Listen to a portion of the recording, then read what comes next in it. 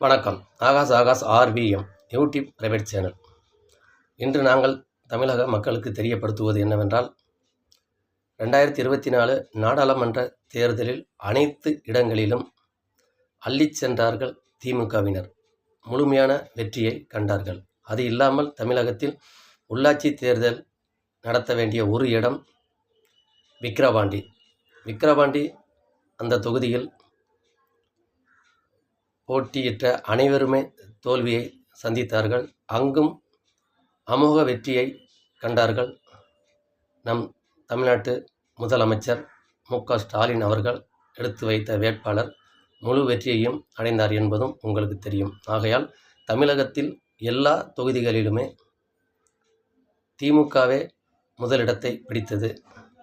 அமோக வெற்றிகளும் கண்டார்கள் என்பது தமிழக மக்கள் அனைவருக்குமே தெரியும்.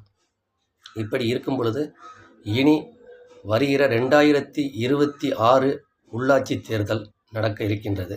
இந்த 2006 உள்ளாட்சி தேர்தலில் ஏற்கனவே நம் தமிழகத்தில் எத்தனையோ கட்சிகள் புதிதாக உருவாகி கொண்டு இருக்கின்றது என்பது தமிழக மக்கள் அனைவருக்குமே தெரியும்.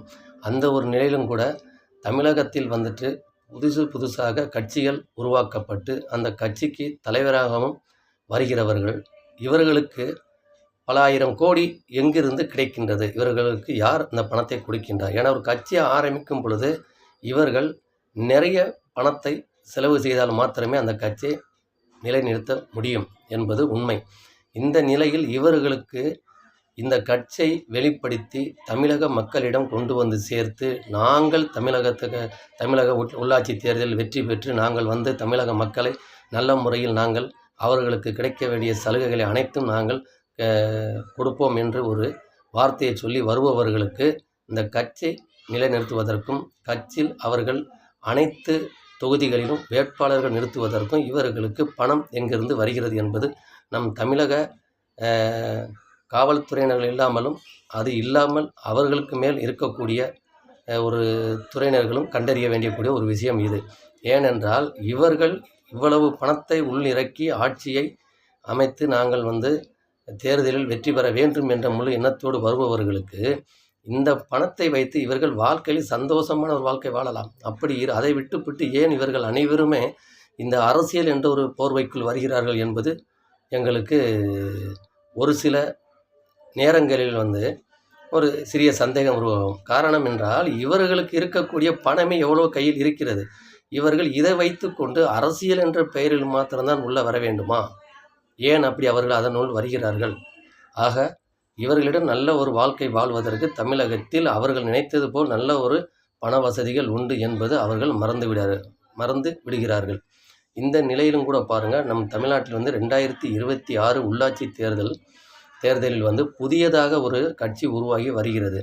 அது உங்கள் அனைவருக்கும் தெரியும். அவர் யார் என்றால், தமிழ்நாட்டில் தமிழக வெற்றி கழகம் என்ற ஒரு கட்சியை உருவாக்கி முன்னாள் நடிகருமான சந்திரசேகர் அவர்களின் புதல்வர் இளைய தளபதி இப்போ உள்ள ஒரு நல்ல ஒரு நடிகருமான நடிகர் விஜய் அவர்கள் இதில் தமிழக வெற்றி கழகம் என்ற பெயரில் ஒரு கட்சியை உருவாக்கி 2026 உள்ளாட்சி தேர்தலில் நாங்கள் நின்று முழுமையான வெற்றி பெறுவோம் என்ற ஒரு வார்த்தையை முதல் எடுத்து வைக்கும் பொழுது அவர் சொன்ன வார்த்தை இது.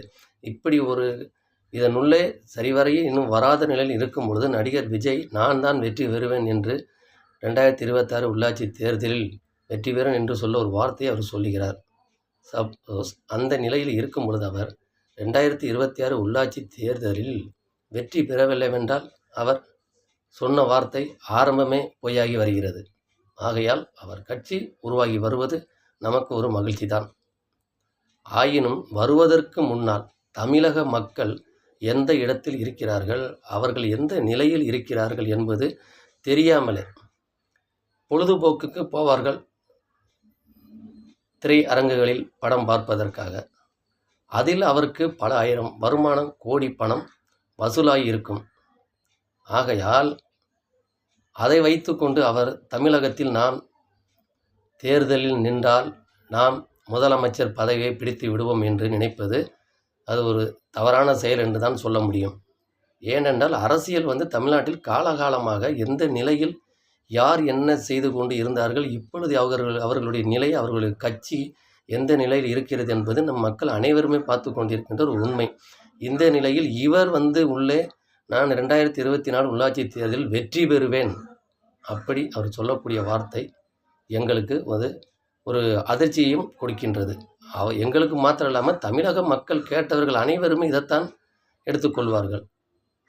இந்த நிலையில் இருக்கும் பொழுது அவருடைய அந்த ஒரு வாக்கும் 2026 உள்ளாட்சி தேர்தலில் எந்த நிலையில் வருகிறார் என்று பார்ப்போம் என்ற ஒரு தகவலும் இதனுள் இருக்கின்றது. அது இல்லாமல் இப்பொழுது ஆட்சியில் இருக்கக்கூடிய நம்மளது தமிழ்நாட்டு முதலமைச்சர் மு.க. ஸ்டாலின் அவர்கள் தமிழக மக்களுக்கு இனியும் அவர் 2 வருடமாக என்ன செய்து கொண்டு அவர் 2026 உள்ளாட்சி தேர்தலில் எந்த நிலையில் அவர் களம் இறங்கப் போகிறார் என்பதும் நாம் அனைவரும் பார்ப்போம்.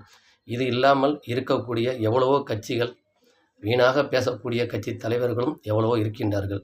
வீணாக பேசுவதை விட்டு அவர்கள் உங்களுடைய அந்த உண்மையான கொள்கையை எங்கு கொண்டு போய் சேர்க்க வேண்டுமோ அந்த இடத்தில் நீங்கள் சேர்த்து அங்கே பேச வேண்டிய வார்த்தைகளை நீங்கள் பப்ளிக் மீட்டிங்களிலும் ஃப்ரெஷ் வரக்கூடிய இடங்களிலும் இந்த ஒரு சில வார்த்தைகளை நீங்கள் தவறாக சொல்வதை விட்டு உங்களுடைய அனைத்து வார்த்தைகளையுமே தமிழக மக்களிடத்தில் கொண்டு போய் சேர்த்தால் இனியும் சிறப்பாக இருக்கும் என்று எங்களுடைய பிரைவேட் சேனல் மூலியமாக அனைத்து அரசியல் கட்சி தலைவர்களுக்கும் தெரியப்படுத்தக்கூடிய ஒரு உண்மையான வார்த்தை. இதில் யாருடைய மனமும் வருத்தம் கொள்ளாது. ஏனென்றால் நாம் தேவையில்லாத பேசக்கூடிய வார்த்தையை, அன்பான வார்த்தைகளை எடுத்துக்கொண்டு போய் தமிழக மக்களிடம் சேருங்கள்.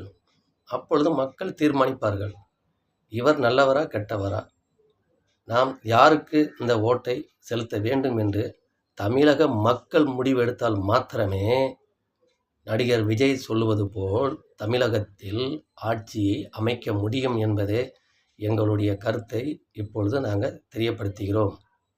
ஆகையால் இதை கடந்து தமிழகத்தில் என்ன நடக்கின்றது, ஆட்சி செய்பவர்கள், அது இல்லாமல் நம் தமிழகத்தில் ஒரு சில இடங்களில் நிறைய குற்றங்களும் தவறுகளும் நடந்து கொண்டிருக்கின்றது. ஏற்கனவே உங்களுக்கு தெரியும் தமிழகத்தில் எந்த மாதிரி நிலையில் இப்பொழுது உருவாகி கொண்டு போய் இருக்கின்றார்கள். அது இல்லாமல் கடந்த 2 வாரங்களாக தமிழகத்தில் உள்ள அனைத்து கட்சி தலைவர்களும் ஒரு மனதில் ஒரு பாகத்தில் ஒரு பயத்தோடும் இருக்கின்றார்கள் என்பதும் கூட நம் மக்கள் அனைவருக்கும் தெரியும் என்பதை தெரியப்படுத்துகிறோம்.